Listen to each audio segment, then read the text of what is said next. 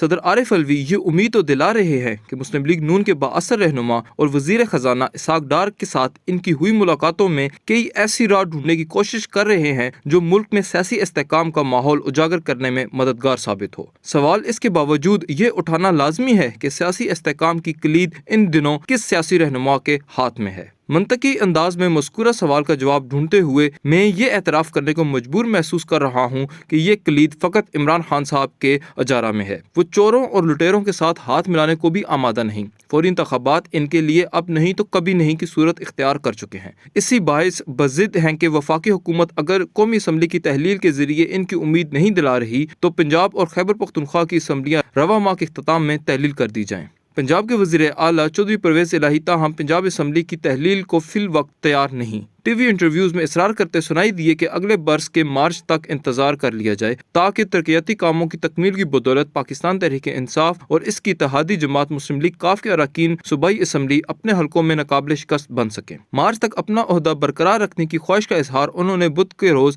تحریک انصاف کے ایک رکن کو پنجاب کابینہ میں شامل کرتے ہوئے بھی کر دیا ہے۔ عمران خان صاحب کو یہ فیصلہ پسند نہیں آیا اور برملا اس ضمن میں اپنے تحفظات کا اظہار کرنے سے باز نہیں رہے۔ بعد ازاں زمان پارک میں پاکستان تحریک انصاف کے قائد نے اپنی جماعت کے اہم رہنماؤں سے طویل مشاورت کی۔ اس کے اختتام پر شاہ محمود قریشی، اسد عمر اور فواد چودھری صحافیوں سے گفتگو کرتے ہوئے موثر رہے ہیں کہ پنجاب اسمبلی رواں ماہ ہی تحلیل کر دی جائے گی۔ فرض کیا چودھری پرویز الہی اس پر آمادہ نہ ہوئے تو عمران خان صاحب پنجاب اسمبلی میں موجود اپنے اراکین اسمبلی کو اجتماعی استعفے دینے کو مجبور کریں گے۔ پنجاب کابینہ میں شامل پاکستان تحریک انصاف کے وزراء کو بھی اپنے عہدوں سے فارغ ہونا پڑے گا۔ اس کے بعد وزارت کے منصب پر فائز رہنے کے لیے چودھری پرویز الہی کو مسلم لیگ نون اور اس کے اتحادی پیپلز پارٹی سے رجوع کرنا ہوگا۔ پیپلز پارٹی کے قائد آصف علی زرداری شروع دن سے پرویز الہی اور مسلم لیگ نون کے مابین دوستی کے خواہاں ہیں۔ چودھری صاحب کے رویے نے مگر مسلم لیگ نون کے کئی حلقوں کو چراغ پا بنا دیا ہے۔ وہ ان کے ہاتھوں اب مزید بلیک میلنگ کو تیار نہیں۔ اپنی قیادت کو سمجھانے کی کوشش کر رہے ہیں کہ پنجاب اسمبلی میں نئے انتخابات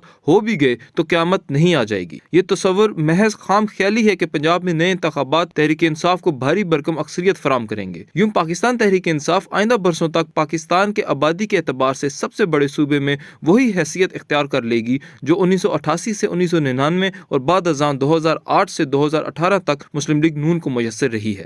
نئے انتخابات کا اعلان ہو جائے تو قطعاً ایک نیا منظرنامہ تشکیل دیتا ہے۔ مسلم لیگ نون کے کئی رہنما ممکنہ منظرنامے کو اپنے لیے خوشکن محسوس نہیں کرتے۔ انہیں یہ فکر لاحق ہے کہ اپریل 2022 کے بعد وفاقی حکومت نے IMF کو رام کرنے کی خاطر جو پالیسیاں اپنائی ہیں انہوں نے مسلم لیگ نون کے ووٹ بینک کو شدید زک پہنچائی ہے۔ 1990 کی دہائی سے اس جماعت کو پنجاب میں اقتصادی رونق مہیا کرنے والی جماعت تصور کیا جاتا رہا ہے۔ شہری متوسط طبقے کی اکثریت بھی پنجاب میں شہباز شریف کے متعارف کردہ میگا پروجیکٹس کے بارے میں شادہ محسوس کرتی ہے۔ سوشل میڈیا کے ساتھ جوان ہوئی نسل اب مگر حقیقی آزادی کا خواب دیکھ رہی ہے۔ موروثی سیاست سے اکتائی یہ نسل میڈیا کے ماہرانہ استعمال کے ذریعے شریف خاندان کی صداقت و امانت پر کئی سوالات اٹھا رہی ہے۔ مسلم لیگ نون کے تجربہ کار رہنما نئی سوچ سے گھبرائے نہیں۔ ان کی خواہش ہوگی کہ اگر چودھری پرویز الہی عمران خان کا ساتھ چھوڑ کر ان سے تعاون کے طلبگار ہوں تو کڑوا گھونٹ پی لینے میں کوئی حرج نہیں۔ مجھے گمان ہے کہ مسلم لیگ نون کے چودھری پرویز الہی کی مبینہ بلیک میلنگ سے اکتائے افراد کے مقابلے میں مذکورہ بالا سوچ کا